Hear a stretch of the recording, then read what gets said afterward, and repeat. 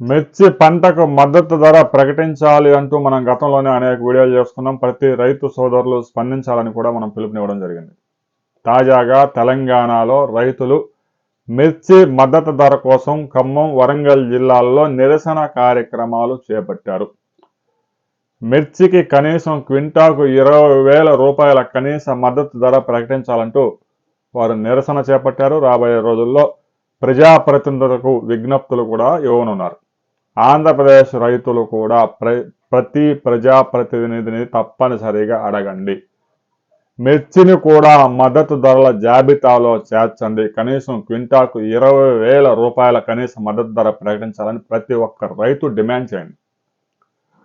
ఎక్కడో ఒక చోట ప్రారంభిస్తే కానీ రాబోయే రోజుల్లో పని అవుతుంది. నిజామాబాద్లో పసుపు బోర్డు కోసం 10 సంవత్సరాల పాటు రైతులు పోరాడి సాధించుకున్నారు.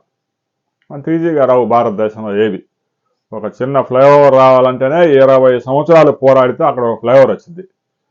మిర్చి కూడా మద్దతు ధర కోసం ఇప్పటి నుంచి ప్రారంభిస్తే రాబోయే 2-3 సంవత్సరాల్లోనే కనీసం కేంద్ర ప్రభుత్వం మిర్చికి మద్దతు ధర రైతులు డిమాండ్ చేసినంత కాకపోయినా కూడా ఎక్కడో ఒక చోట ప్రారంభమైంది.